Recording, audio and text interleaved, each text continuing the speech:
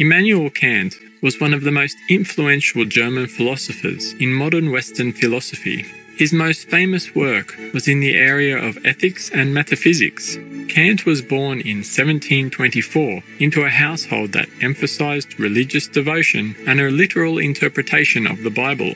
From an early age, Kant showed a great aptitude for learning. Although his family wanted him to focus on Latin and religious studies, Kant turned to what he considered the more rational disciplines of philosophy and science. He enrolled at the University of Königsberg in East Prussia, where he studied and eventually taught for his entire career. Kant's work in the area of morality was considered completely new at the time. He stated, first of all, that all humans are worthy of dignity and respect. His philosophy also said that motivation, not outcome, is the most important determinant of goodness. Thus, if one's actions are motivated by good, that person's morality is good, even if the situation does not turn out as expected. To Kant, moral actions and duty are nearly identical. Thus, a person has moral worth if they fulfill a duty regardless of perceived personal gain. In his doctrine of transcendental idealism, Kant argued that space and time are mere forms of intuition, which structure all experience, and therefore, that while things in themselves exist and contribute to experience, they are nonetheless distinct from the objects of experience. From this, it follows that the objects of experience are mere appearances, and that the nature of things as they are in themselves is consequently unknowable to us. We are now going to present a selection from one of the greatest works in the history of philosophy, Critique of Pure Reason. Transcendental Doctrine of Elements. First part, Transcendental Aesthetic. Section 1 of Space, Metaphysical Exposition of this Conception.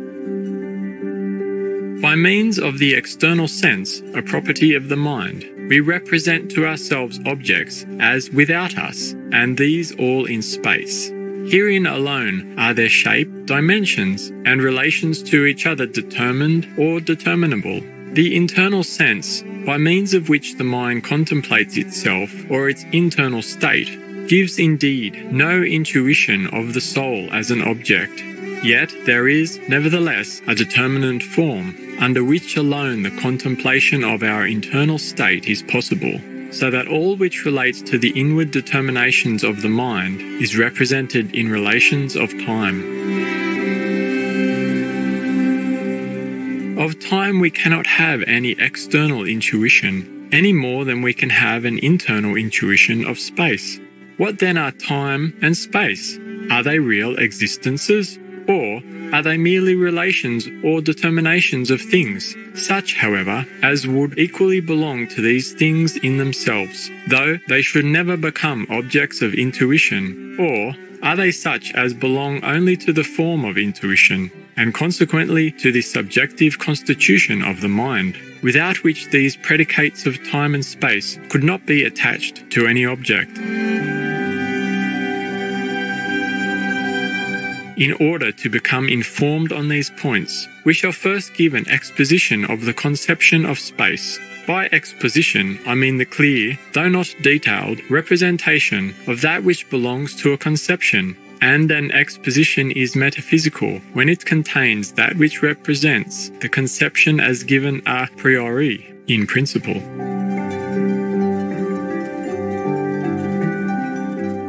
Space is not a conception which has been derived from outward experiences, for, in order that certain sensations may relate to something without me, that is, to something which occupies a different part of space from that in which I am, in like manner, in order that I may represent them not merely as without, of, and near to each other, but also in separate places, the representation of space must already exist as a foundation. Consequently, the representation of space cannot be borrowed from the relations of external phenomena through experience. But, on the contrary, this external experience is itself only possible through the said antecedent representation. Space, then, is a necessary representation a priori, which serves for the foundation of all external intuitions. We never can imagine or make a representation to ourselves of the non-existence of space, though we may easily enough think that no objects are found in it. It must, therefore, be considered as the condition of the possibility of phenomena, and by no means as a determination dependent on them, and is a representation a priori, which necessarily supplies the basis for external phenomena. Space is no discursive, or, as we say, general conception of the relations of things, but a pure intuition. For, in the first place, we can only represent to ourselves one space, and, when we talk of diverse spaces, we mean only parts of one and the same space.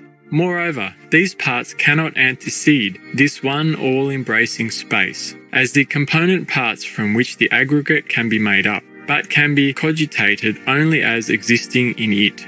Space is essentially one, and multiplicity in it. Consequently, the general notion of spaces, of this or that space, depends solely upon limitations. Hence it follows that an a priori intuition, which is not empirical, lies at the root of all our conceptions of space. Thus, moreover, the principles of geometry, for example, that in a triangle, two sides together are greater than the third, are never deduced from general conceptions of line and triangle, but from intuition, and this a priori with apodeictic or absolute certainty. Space is represented as an infinite given quantity. Now, every conception must indeed be considered as a representation which is contained in an infinite multitude of different possible representations, which, therefore, comprises these under itself. But no conception, as such, can be so conceived as if it contained within itself an infinite multitude of representations. Nevertheless, space is so conceived of, for all parts of space are equally capable of being produced to infinity. Consequently, the original representation of space is an intuition a priori and not a conception. Section 1 of Space. Transcendental exposition of the conception of space. By a transcendental exposition, I mean the explanation of a conception as a principle, whence can be discerned the possibility of other synthetical a priori cognitions. For this purpose, it is requisite, firstly, that such cognitions do really flow from the given conception, and, secondly, that the said cognitions are only possible under the presupposition of a given mode of explaining this conception.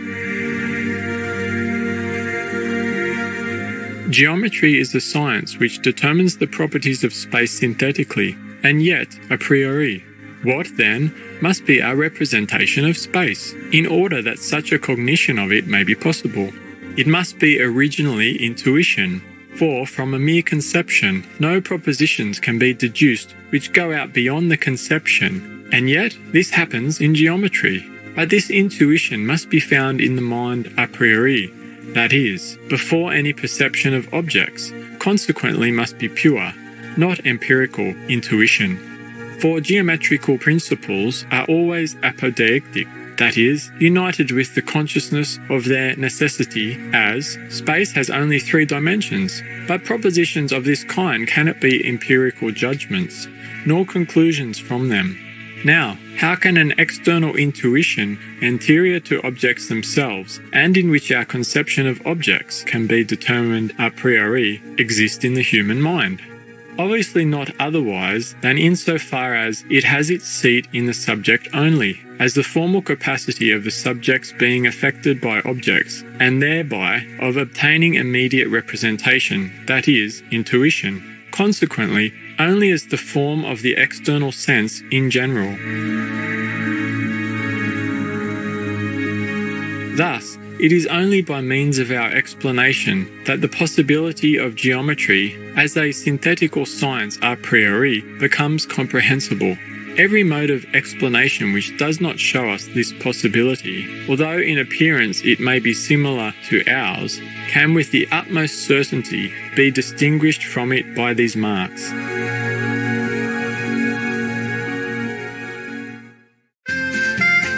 Wonderful viewers, it's been a pleasure to have you with us today on Words of Wisdom.